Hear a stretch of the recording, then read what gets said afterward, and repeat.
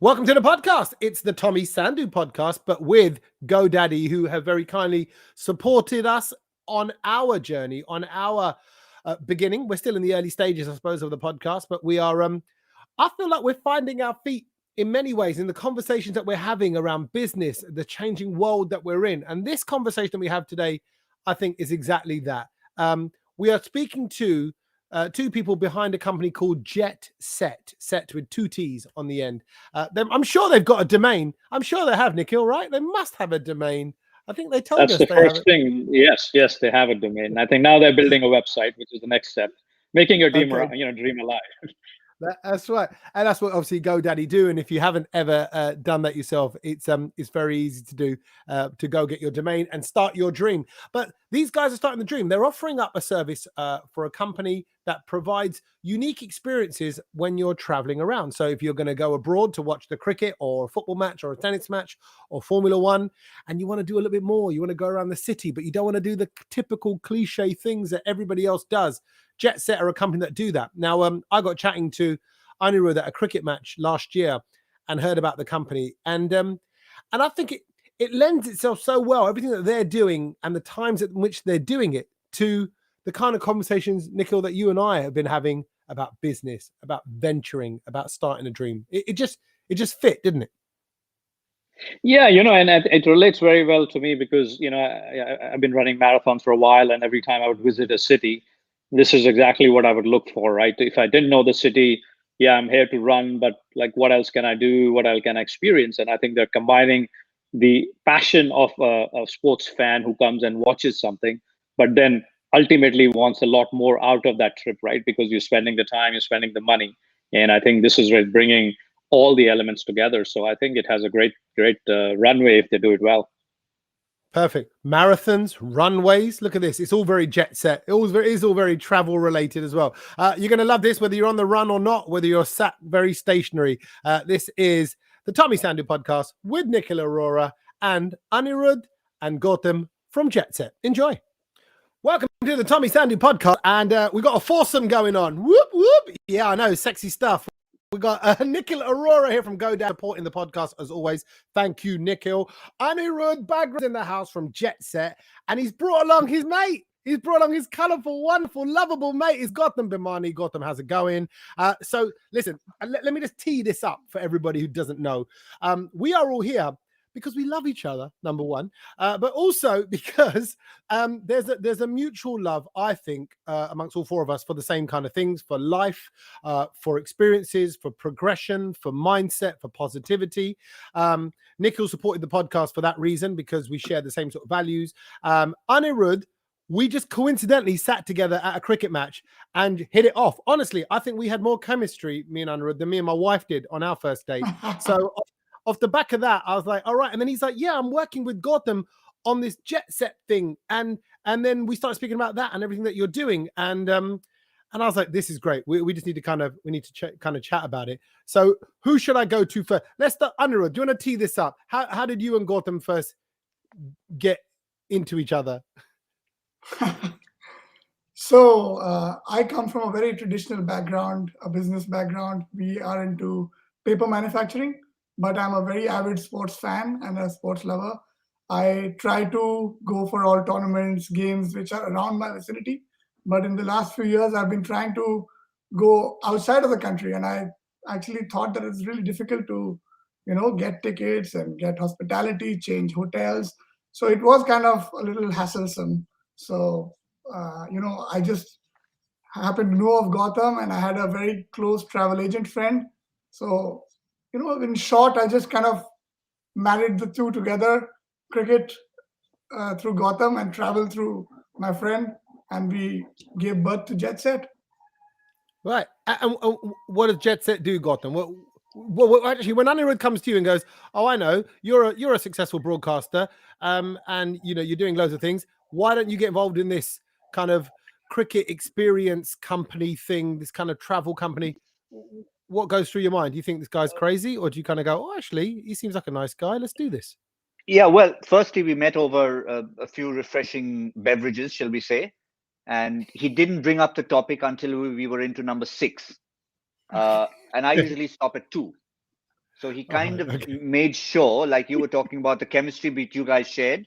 I'm not sure how much of that you consumed, but he made sure he actually got me inebriated before he put the idea onto me. So obviously Right. I was sold.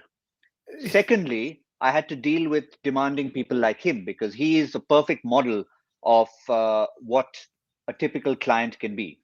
You know, they don't just want to go for a match. Like you guys were in Abu Dhabi watching the game. But the thing is, with someone like him, he's a different kind of creature. He wants a lot more. He's going to arrive in Abu Dhabi and say, "Where's my bloody golf game?" Right? He wants to play golf. He's precious.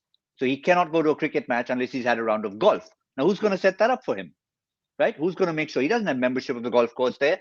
But somebody has to set that up for him. Then he wants to go for a party every night. So that means someone has to organize that, which is fine. That's what we're there for. And then, of course, go to watch a cricket match and see the sights of the place, because you've got to send back, you've got to get on Instagram and show everyone what you're doing and where you are. So when you have demanding human beings like this, they have to be catered to in a professional way. And that's where we decided that, yeah, I mean, we need an end-to-end solution for people like Aniruddh Bagri. How do we do that? Jet set. Okay, so really, I this hope I do hope that the most important thing that buying jetset.com or jetset.in came up in your conversation, Gautam. I want to be Well done. Well So I done. was just going to come to that, Nikhil. We have 5 domains all blocked from GoDaddy. well, you did the right thing. That's the most important thing. You know, your dream and naming your dream and securing your dream, right? Because a lot of people Yes, forget to secure the dream and they build the dream and correct. they realize, oh my God, the name is somebody else. Yeah, yeah. So get the basics in place. But then, okay, from Gautam, from your point of view, you know, you're not that precious little princess like Aniruddh that wants these lovely things wherever you travel, right? Yeah, that's right, Princess Aniruddh. That's what you'll now be known as, okay? But you know, you want, you know, you are on your side of the game. What, in terms of, I'm genuinely interested in, you know, like I say, a broadcaster sort of venturing out of their comfort zone, and why the desire to do that, or is this always part of you and what you wanted to offer? Well, I'll tell you where it started from for me, to be honest. While I was covering cricket, while I was sitting in the commentary box, what I also ended up doing was showing people the sights of a city. And that was part of the broadcast. And that's how we changed the face of broadcasting at ESPN in 2001, 2001. While everybody else would say, listen, we're showing you a cricket match. We're going to have a bunch of guys squashed into a little studio somewhere in India, and we're going to bring you cricket. We changed the face of that completely. We took the entire team. In 2003-04 in Australia, we had 72 people who traveled with us. Channel 9, the host broadcaster, had less people there. We invaded with this army of people and said, we're going to do stats on site. We're going to do commentary on site. We're going to have extra cameras added onto their 26 cameras. And what we'll do is we'll bring you a flavor of whichever country we're in. So I'm using Australia as an example. We climbed the Sydney Harbour Bridge with all our commentators. We went to beaches in Perth. We went to Bondi Beach. We went driving down the Great Ocean Road. We did all that. We tied up with Tourism Australia. We showed the sights. And after years and years of doing that for 20 years, I said, what if I physically were to do that? You know, I don't want to be carrying a flag and having 20 people run behind me like a tour group operator, but I'd like to be able to facilitate that. And in addition, I could be the face of, being this tour guide in a sense, watching the game with people and getting a few people on board. So we're a like-minded bunch. Like you asked me, my demands may not be, I may not want the golf, I may not want that. But if I was a customer of JetSet or any company doing this, I would want to sit with a bunch of like-minded people. I'd want Nikhil on board.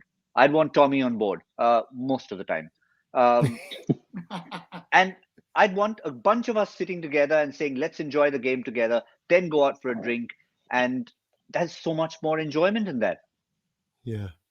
And By the way, Tommy, those are the only demands I had. Not the golf, not the party. Those are the only one which he has shared, you know. Yeah, Those are the actually, shared demands.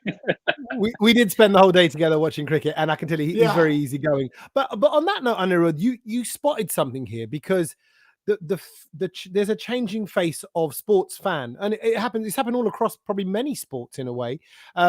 Football fans think that, you know, the corporate services that are now available, the different experiences that are now available, and you're just, you know, you're taking that up a notch by saying, okay, look at all these traveling Indian cricket fans or traveling fans of sport in general.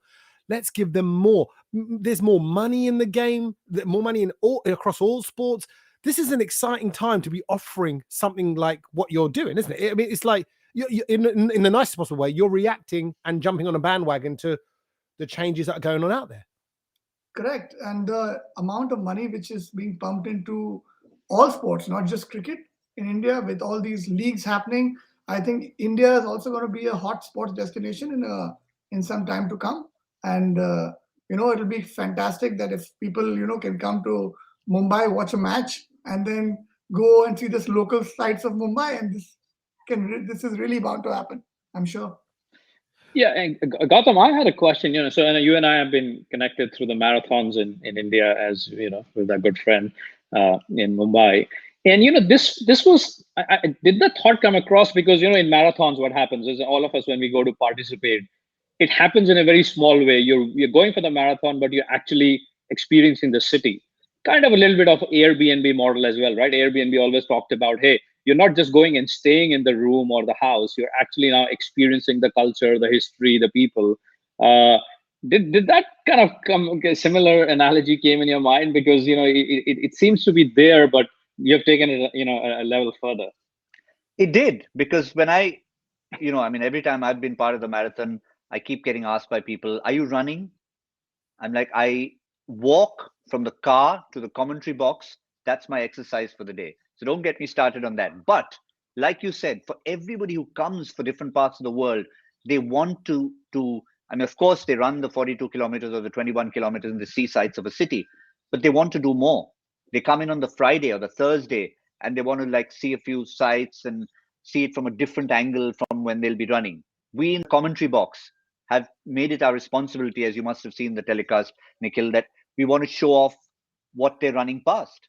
You know, it's not just about saying there's Eliud Kipchoge passing the 26-kilometer mark and he's the world #1 and he's the Rio gold medalist. That's not as important as it is he's going past the so-and-so building. He's now on the Sea Link, and the Sea Link has been a part of Mumbai for so many years. This is where you can come. Lewis Hamilton's broken the speed limit here in the Sea Link. Can you do it?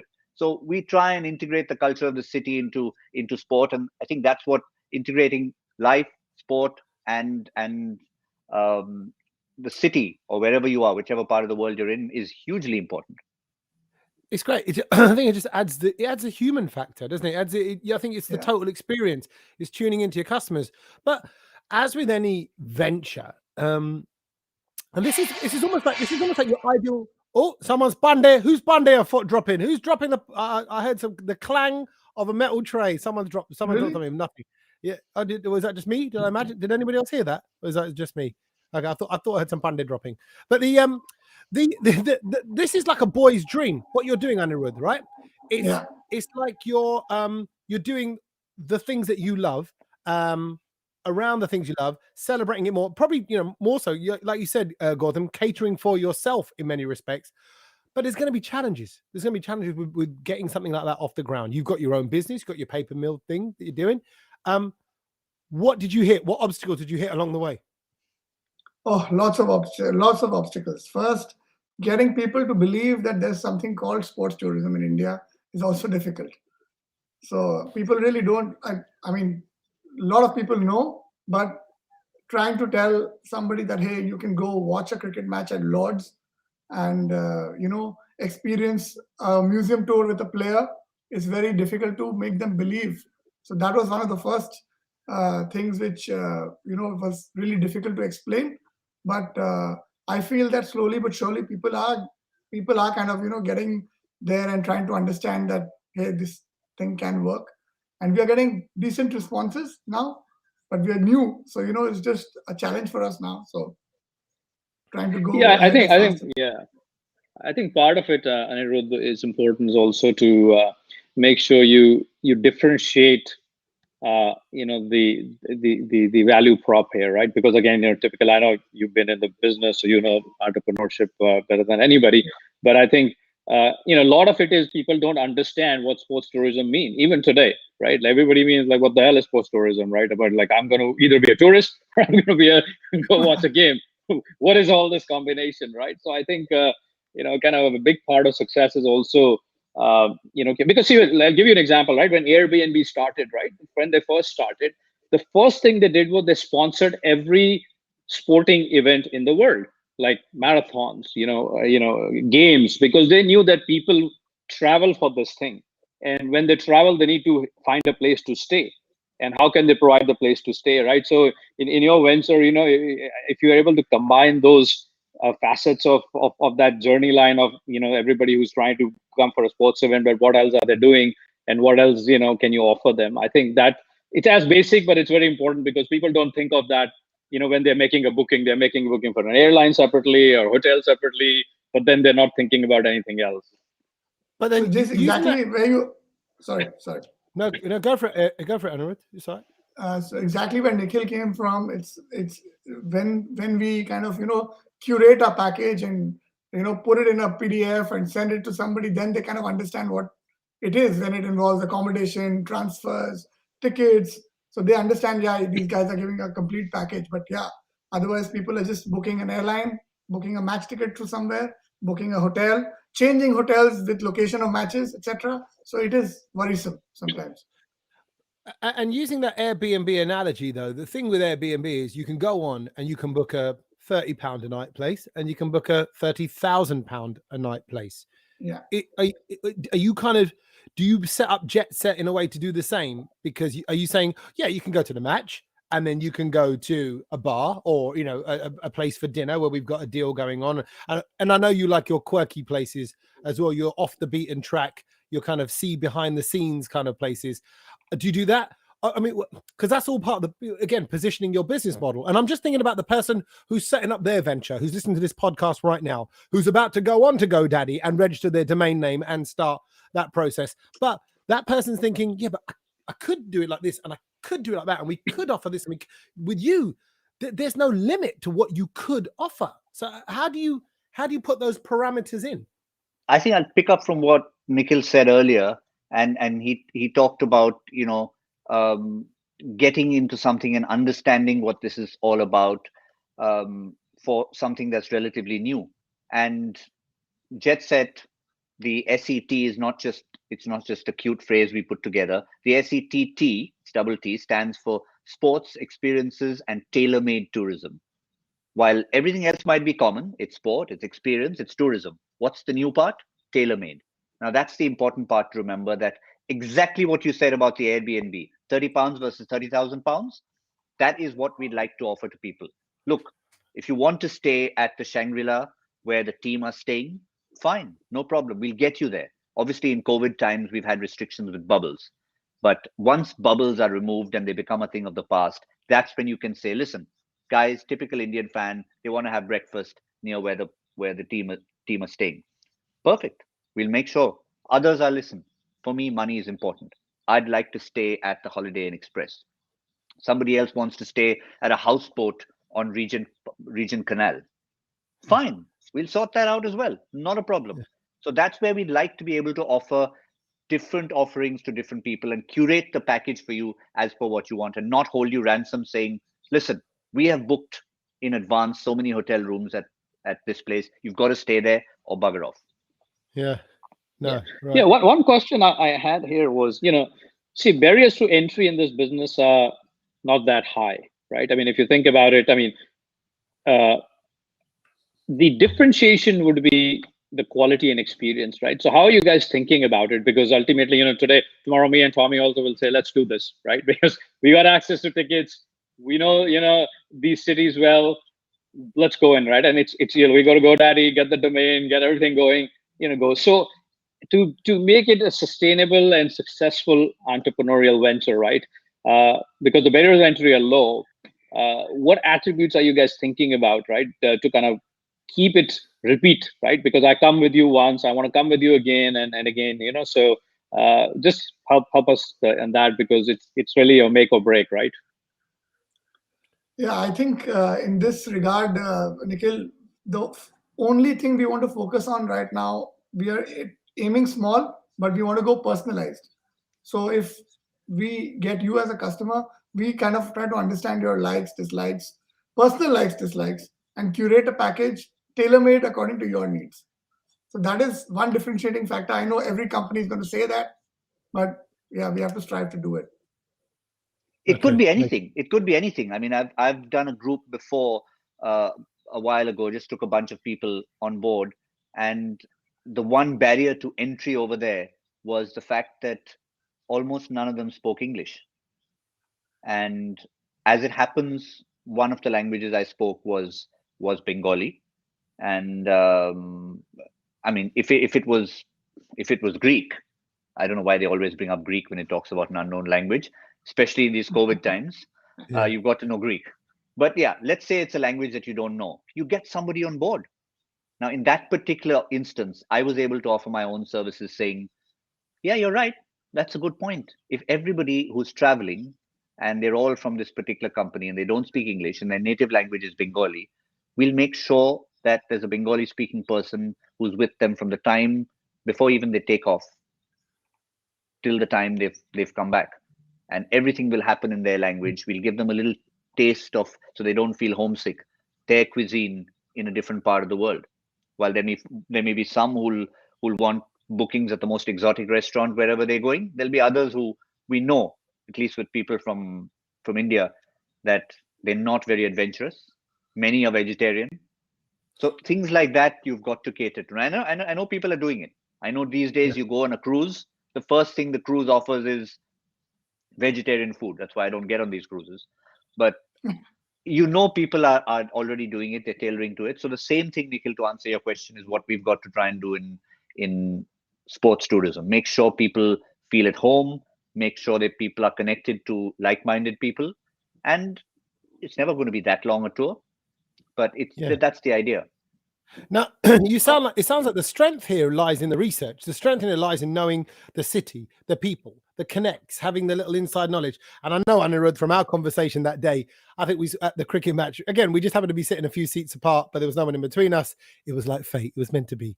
And we just got chatting about, really, I suppose the connection was, if you Google, and I said this to you the other day when we were talking about this podcast and getting you on, when you Google best restaurants or quirky restaurants in London, the same old stuff comes up. Rainforest Cafe, Sketch, whatever. And Sketch has been around for over 20 years. You know, Rainforest Cafe is a ripoff. I'm sorry, it's £25 for a most average burger.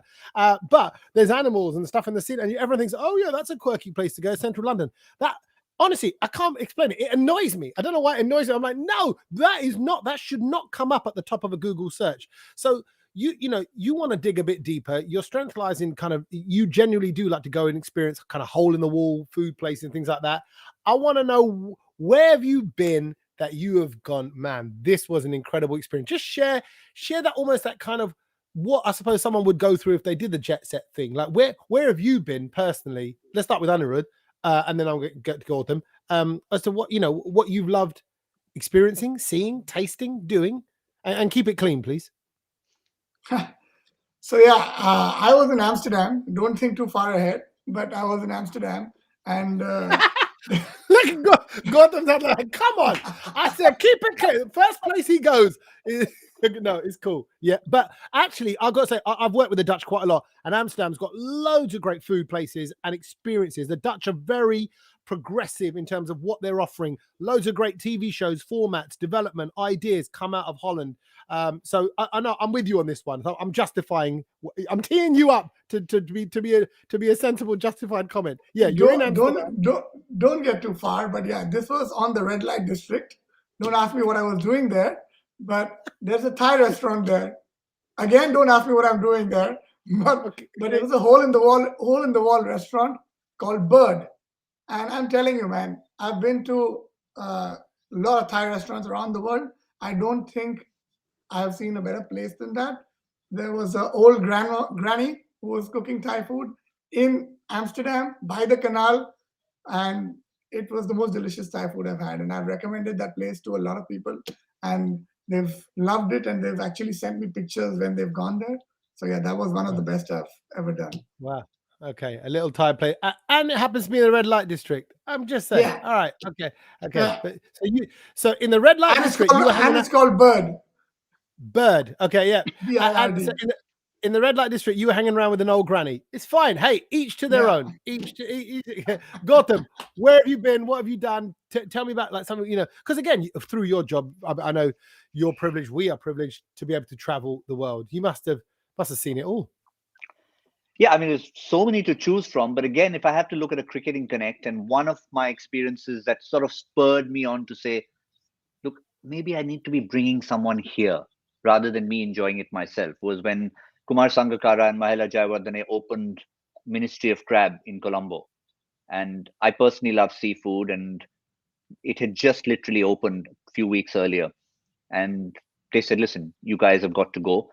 Kevin Peterson was with us on the commentary team. But well before we let KP near the crabs, I said, listen, I'm going to try it myself. I've got to do a bit of a shoot. So I took my camera crew, went in there. The ambience, the relevance of it, again, if you're talking about sport, makes so much sense. Because yes, you are talking about great places to eat, quirky places to eat. But if you can curate a little experience where obviously get Kumar or Mahela to come in there, it might end up being a professional deal you do with them. It might just end up being saying, listen, I've got a few guys, they're coming to it, they're spending money, they're going to eat your crab, it's expensive. But it's something that a cricket fan will never forget. I didn't. I ate there once, then I went there a second time. And the third time I went back to Colombo, took a few people who were cricket fans. And as it happens, Mahela was around. He spent 10 minutes with the guys. And they were, the thing they kept talking about was 10 minutes with Mahela Jayawardene. And then they talked about the OMG crab, which is what they call the jumbo crab. So those are the kind of experiences you could find all over the world. Yeah, now they brought that to in Mumbai as well, right? The Ministry of Crab obviously came into Mumbai. But Tommy, one thing I do want to, I think it's very important. You talked about people search and then certain restaurants show up on the top of the search, right? So that's the paid model, right? It's the model you can't get away from. So as an entrepreneur on the other side, right? I mean, Gaurav and Aniruddh, like they have to now move people from that to what differentiation they have, right? Because you will always find restaurants will show up on the top of the list, not because they may be the best, but because they have more spending power. That's how it works, right? So for a person who doesn't know anything about any city, they'll research and something shows up, right? So now the onus comes back on the entrepreneurship venture to tell why, those top 10 ones are not really the top 10 one, or what you're looking for is a different list, which actually doesn't even show up on Google. Because if it was to show up on Google, why would this venture exist? This venture exists because they have done the hard research. They have done, they've done the real on the ground, kind of evaluation of where you will get that right experience. So it's something we all go through, but it's like one of the first thing, right? And that's why I think having your website, not to squeeze in my GoDaddy, but having your website with the right content is important, because even today, you make your first impressions on that, right? So when you search for something and something comes up, it's like, is it good? It is bad? Is it ugly? Is it professional? It is like, looks like, a fly-by-night operator. And, it's very important, though it's not overlooked nowadays because of social media. People feel like, okay, I can have a great Instagram page and Facebook page, and all that's important. But your website is your own brand, right? So just simple but most powerful tool even today. Yeah. What about, sorry, just before we, I want to know about this, because everyone's confidence now in terms of business and starting ventures, and in a way you're restarting ventures because you're restarting this travel service that we've all been crippled by because of COVID and coronavirus and all the restrictions with travel. Where's your confidence at now? Because there'll be a lot of people that are just feeling, okay, I'm thinking from an events point of view. I'm thinking from like the guys who I work with doing comedy nights and promoters. They're now just getting their momentum up. And literally in their mind is, if we go into another lockdown, they are screwed. That's it. This is the last chance. How do you feel? Where's your personal drives at? Your belief still? Is it still sky high? Is it higher than ever? Where are you at post the pandemic? Well, ironically, it's probably higher than ever simply because people have had a bit of a hiatus. If everything was going as per normal, you'd just be trying to jump onto a bandwagon.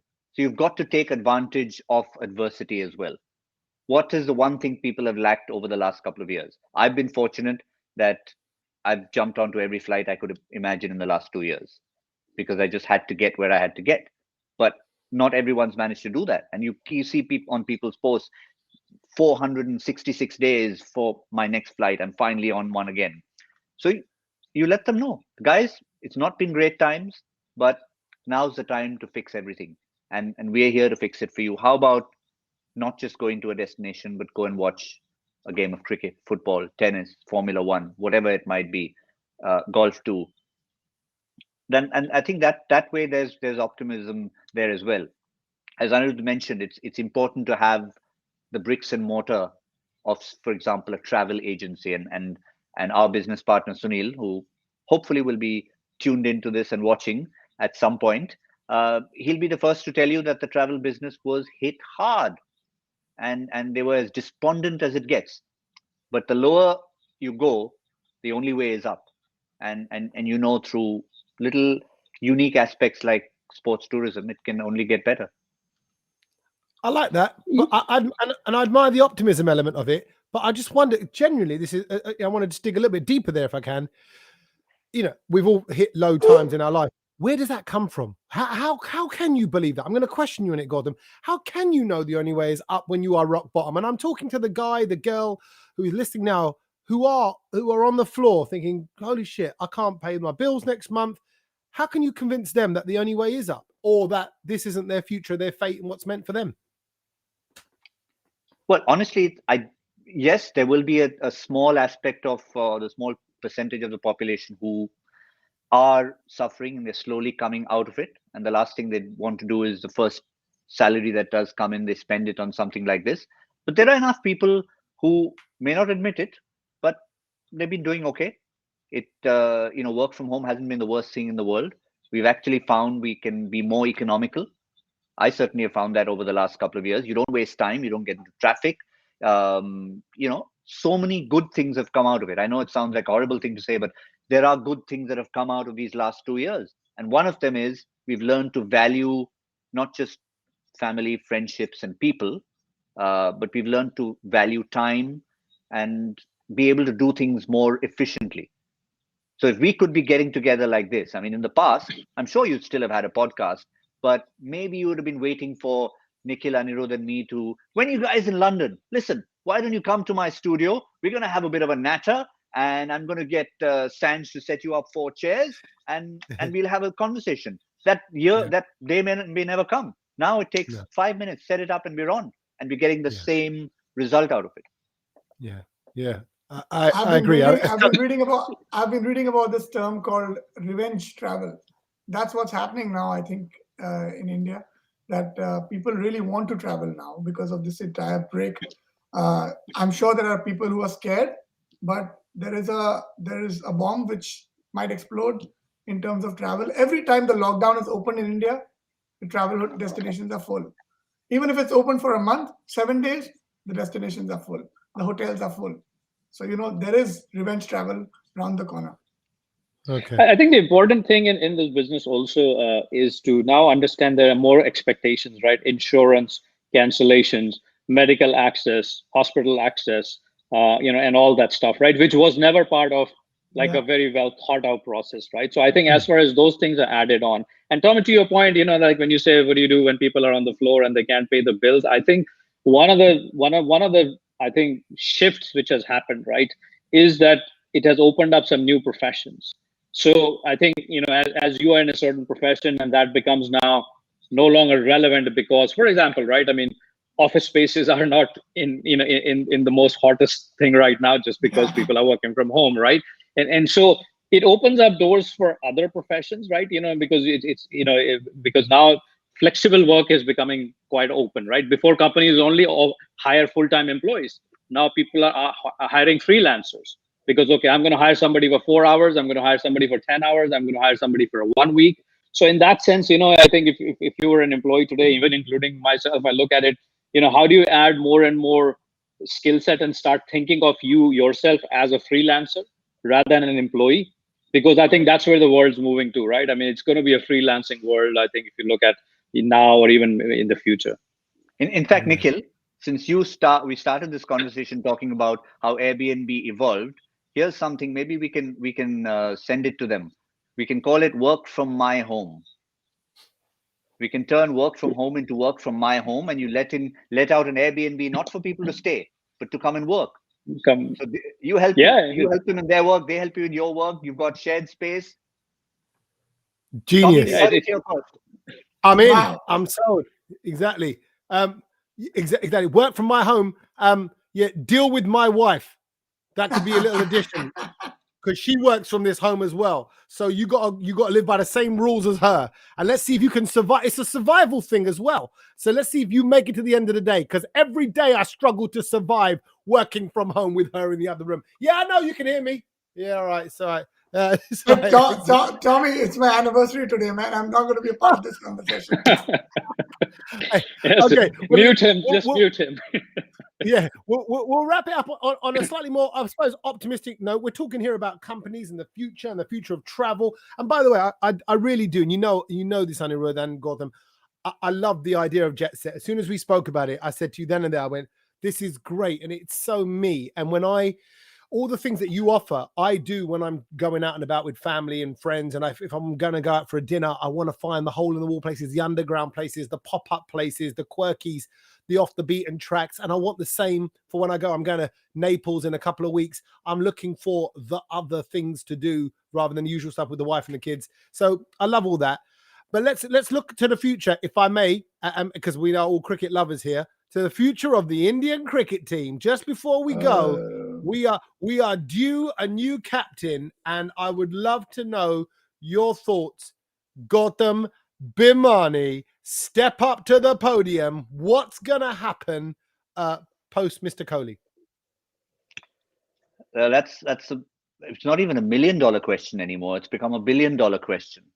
I mean, at the moment, there are IPL franchises who are hunting for captains. They don't know where that's coming from. I mean, a few years ago, 8 teams had 8 captains and everything was set. It was just about rearranging your players. Now, there are many who are rudderless and they're looking to actually buy players who could possibly be a potential captain. But that's how the world is right now. So I think for Team India as well, if you put it out there, they'll tell you KL Rahul is a great player, but not a good captain. Virat obviously is not in the scheme of things anymore. So I think it all comes down at the moment to the calm head of Rohit Sharma. Because he just seems to have the right credentials. He's done it for Mumbai. Maybe someone like Rishabh Pant could be captain in waiting, but wait for a bit. But I think, yeah, no matter which aspect of the game you look at, if Rahul can be used for the shortest format, I think Rohit is the only person who works at the moment for if you want to find one captain for all 3 formats, for example. Okay. Rohit is the man. Aniruddh, would you agree? You... Wholeheartedly agree with Gautam. Rohit is the man right now. Okay. And we were talking about this the other day, and we wondered what that does for the mindset of a player if he knows he'll be captain for a bit, just for a bit. This kind of, and then when Rishabh, matures, I don't know what we're waiting for, some hairs on his chest or are a bit more experienced. What does that do to kind of Rohit's mindset coming into this role? Or is it a case of, hey, you're here for a bit, it's like, one weekend in Amsterdam, what are you going to do? Go do it. What would go through Rohit's head if he was stepping in temporarily? No, you've got to give him a long. I think Rohit would actually look at this as an opportunity more than anything else. I think long term then. Yeah, he would be thinking long term, and he would be looking at this as an opportunity to stamp his own mark on the pitch. Yeah, and also Tommy, I think I mentioned the other day, right? This is also for him to make a mark in another way, that he could actually groom the next captain, right? Like when Kumble did, right? When Kumble left, MS was just about coming up. Until today, Kumble is respected for the time he stepped in when the team was in a very big controversy, Australia, series and all the crap happening, right? So this would be an opportunity not only for him to leave a mark as a leader of the India team, but as actually a mentor to the next generation of cricket, right? Which actually could really make him a very differentiated brand for himself. Yeah. Exciting times. Okay, lots of change. I think it feels like the world is, everything's changing. The teams are changing, travel's changing, the way we interact are changing. So it's exciting, and I thank you for your time to share that and talk about Jet Set. Go smash it, go kill it. And if you want to add Jet Set with Tommy Sandhu, where I hold people's hand around like Miami, the Caribbean, that kind of stuff, I'm more than happy. I'll dress up. Look at this. This head lends itself to many a wig. So I'm just saying there are opportunities that maybe you haven't considered yet that you might want to. Please feel free. And thank you. I love Gautam's almost contemplating it, like me in a wig. Like No, I was already thinking how many letters in that domain name, and that's what Nikhil and I were both thinking. Exactly. Yeah, domain name. And I was thinking website. I said domain and a website together. We'll need a good acronym. We need a good acronym, that's for sure. Guys, thank you so much. Appreciate your time, big time. Gautam, Aniruddh, good luck with it all. Thank you, and we will see you very soon. It's all going to go crazy with the cricket in a few weeks' time. So we'll see you there. Nikhil, pleasure as always. Thank you, gentlemen. Thank you, Nikhil. Thank you, Tommy, to invite us. Thank you so much. I heard, genuinely, this is just as a fact, I heard that if you hit subscribe to this podcast now, if you have subscribed on Apple or on Spotify or on JioSaavn or wherever you are listening right now, if you are subscribing and getting that on a regular, which means you get the little notification when the new episode comes out, fact, this is a fact. Don't tell no one else's. If you hit subscribe, you can eat as many jalebis as you want and you will never put on weight. I know. I don't understand the logic. It makes no sense to me. I mean, how's a podcast relate to the DNA way in which your body breaks down jalebi sugar stuff running through your I don't understand. But what I do know, it's a little cheat to life. So if you like jalebis, then you should hit subscribe to this podcast. Oh, and follow us on social media too. We're on Instagram, Facebook, and Twitter. Follow us. Eat jalebis. Be happy.